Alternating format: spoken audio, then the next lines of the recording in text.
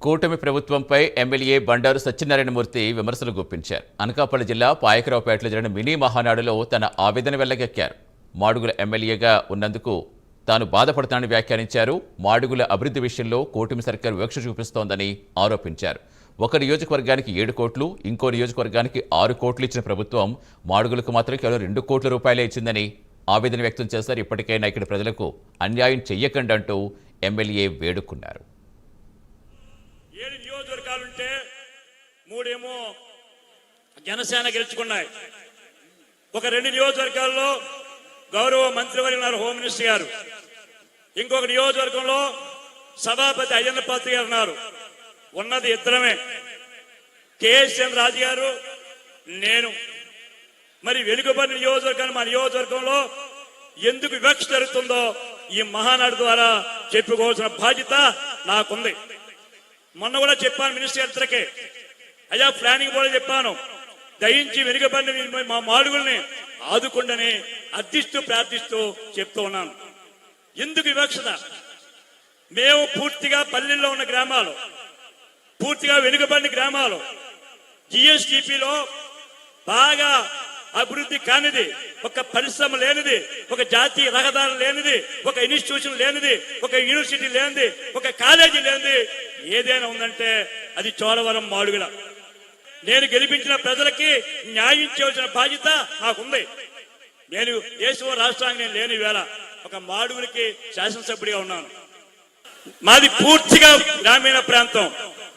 కొన్ని నియోజకవర్గాలు ఉన్నాయి, జీవీఎంసీలో ఉన్నాయి, మున్సిపాలిటీలో ఉన్నాయి, వాళ్ళకి ఆ గ్రాంట్లు వస్తున్నాయి. మాకు మున్సిపాలిటీ లేదు, జీవీఎంసీ లేదు, పరిశ్రమలు లేవు, సిఎస్ఆర్ కూడా మాకు రాదు. ఏమన్యాయం? మేము ఏం తప్పు చేస్తామండి? ఒక నియోజకవర్గానికి 7 కోట్ల, ఒక నియోజకవర్గానికి 6 కోట్ల, మాకు 3 కోట్ల. మాకు రోడ్లు లేవా? మాకు ఇరిగేషన్ ప్రాజెక్టులు లేవా? మేము మమ్మల్ని ప్రజలు ఎన్నుకోలేదా? చెప్పండి మినిస్టర్ కూడా.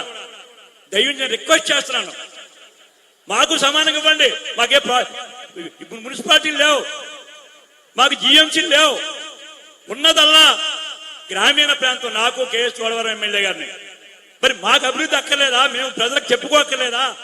మేము ప్రజలకు జవాబుదారు కాదా? దయించి మహానాడు ద్వారా సరే నేను అధ్యక్షురాని మహానాడుని సమానంగా ఇవ్వండి. ఇస్తే ఒకరికి 7 కోట్ల, ఒకరికి 3 కోట్ల. మీకు చెప్పిన తర్వాత కూడా, మీతో ప్లానింగ్ బోర్డులో మాట్లాడిన తర్వాత కూడా ఇరిగేషన్ లో నాకు వచ్చింది 2 కోట్లండి, మీకు వచ్చింది 6-5 కోట్లండి. ఎవరు చెప్పుకోవాలా బాధ? ఇది పార్టీ వేదిక కనుక చెప్తున్నాను, ప్రెస్ మీట్ పెట్టి చెప్పలేను.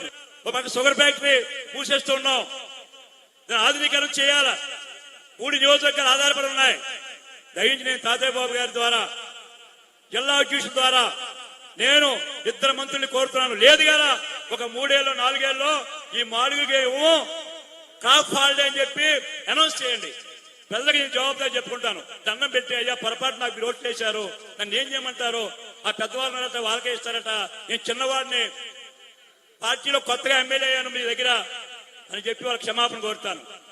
అంతేగాని వివక్షత మాత్రం చూపిస్తే మాత్రం అది మన పార్టీలో మంచి పద్ధతి కాదు.